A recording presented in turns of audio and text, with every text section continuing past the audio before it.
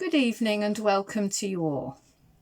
After work and the noise and crowds of increasingly busy streets, we return to the stillness to draw strength from your presence, washing, cleansing and renewing, so that at the surrender of each day, every evening brings peace and joy, and every morning a fresh beginning. Father, bless the work that is done and the work that is to be. Father, bless the servant that I am and the servant I will be. Thou, Lord and God of power, shield and sustain us this night. Now, those of you like me who are of riper years will remember the old Andrex toilet tissue adverts.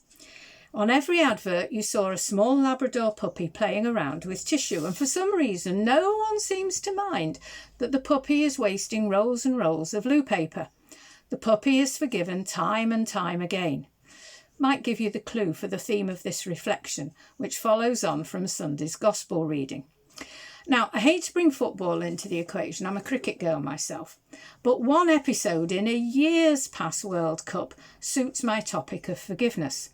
I need to refer to me notes because I'm not an expert on football referees. The match in question that years and years ago was between Australia and Croatia, refereed by Englishman Graham Poll. I have heard of him. He made some cracking errors. He sent off Australia's Brett Emerton and Croatia's Dario Simic.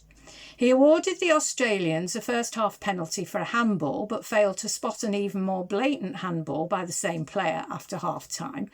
He missed a player being bundled to the ground in the box during the first half. That must mean something to somebody. He overlooked the fact that Harry Kewell was offside when he scored the second equaliser. His worst offence, you can get worse, was that he booked a Croatian player 3 times, showing him 3 yellow cards. Now, even I know that you should get your marching orders after the second. Graham Poll's mistake was actually to forgive the player too many times, and as a result, his own reputation was in ruins. He was sent home and forced to retire from international matches. Begs the question, how many times should you forgive people? Once or twice, or is there no limit? And is the total different if you really love the person very much? Another story. A priest in the Philippines carried the burden of a sin he'd committed many years ago. He'd told God how sorry he was, but had no sense of forgiveness. In his church was a woman who claimed to have visions in which she spoke with Jesus. The priest was sceptical. To test her, he asked her, the next time she spoke with Jesus, to find out what his terrible secret sin was, and she agreed. Some days later, he asked her if she'd asked Jesus what his great sin was, committed while he was at college. Yes, she had. And the reply from Jesus? Apparently, he'd said, I don't remember. This raises the next difficult question about forgiveness. If you cannot forgive and forget, have you really forgiven?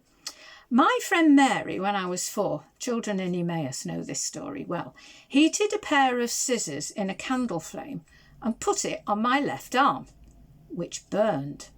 In theory, I forgave her, but every time I write her birthday or Christmas card, I remember. I haven't let it go, which is what true forgiveness is about. It's a topic which raises more questions than answers. Can a Jew forgive those Nazis who butchered his family? Can you forgive anyone unless they ask you to do so in the first place? I actually listened to a most inspiring talk by an 89-year-old Holocaust survivor who had lost every member of his family in Auschwitz. And one member of the one member of the audience asked him if he forgave the people who did that. He thought about it and looked at them in all seriousness, and he said, but nobody's asked me to forgive them. I might forgive if somebody asks me. Only God forgives unconditionally. And that sort of stuck with me for a while. Should you wait for somebody to ask for forgiveness before you forgive them? Well, that wasn't the example from Jesus. He forgave people on the cross, and they certainly weren't asking for his forgiveness. Have I come to any conclusions? Well, I suppose I have. You can't put a limit on how many times you forgive people. Our parents don't say they'll only forgive you 20 offences and then you'll be banished from the family home forever. Most of us would have been out the house by the time we were 5 years old. all I hope I've done is give you something to think about as we move on with our prayers. This poem prayer comes from New Zealand. Forgive us, holy God. Your children call on you to hear. Our blood is on each other's hands. We die from hunger, lies and fear. Forgive us that our souls are numb to scenes of terror, screams of pain, that while we pray your kingdom come, our world is still a battle plain. Forgive the minds no longer shocked by homeless poor, by lives abused. Forgive us that the earth is stacked with weapons waiting to be used.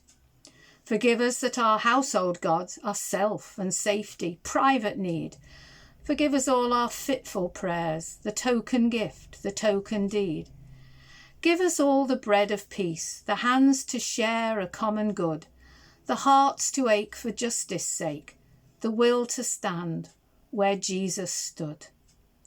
And let us share together in the Lord's Prayer, where of course the theme of forgiveness appears once again. Our Father, who art in heaven, hallowed be thy name. Thy kingdom come, thy will be done on earth as it is in heaven. Give us this day our daily bread, and forgive us our trespasses, as we forgive those who trespass against us. Lead us not into temptation, but deliver us from evil. For thine is the kingdom, the power and the glory, for ever and ever. Amen. Good night and God bless you all, and I will end with these words from Exodus. And he said, My presence shall go with thee, and I will give thee rest.